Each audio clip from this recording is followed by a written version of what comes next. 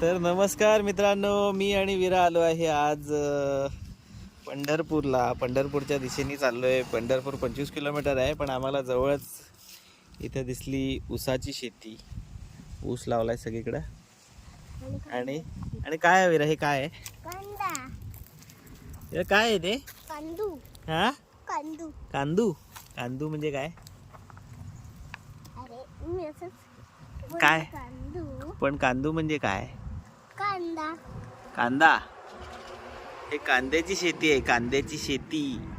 कांद्याची नाही, कांदूची शेती. हा, किती भरपूर लावलेत ना कांदे, बघ ना. बापरे, एक अख्खं मोठं शेत आहे. 1 एकर तरी असेल हे. कवडी आहेत काय? 1 एकर तरी असेल हे.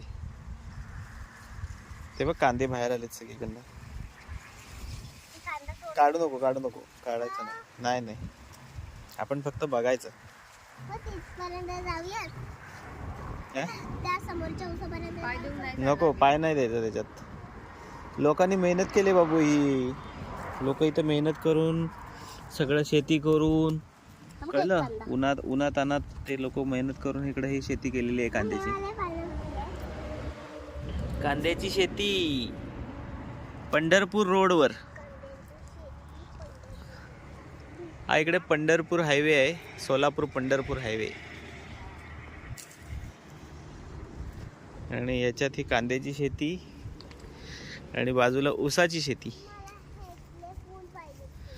ऊस पण भरपूर लावलेला आहे. एक नंबर, एक नंबर, जबरदस्त आहे. तर नक्की घाटावर जर कधी आलात तुम्ही, पंढरपूर साईडला आलात, तर नक्की ह्या शेती, कोकणी माणसाला हे सगळं नवीन आहे. मी सुद्धा पहिल्यांदाच कांद्याची शेती असं पहिल्यांदा बघतोय. मस्त आहे खरंच, खूप छान, खूप छान, खूप छान.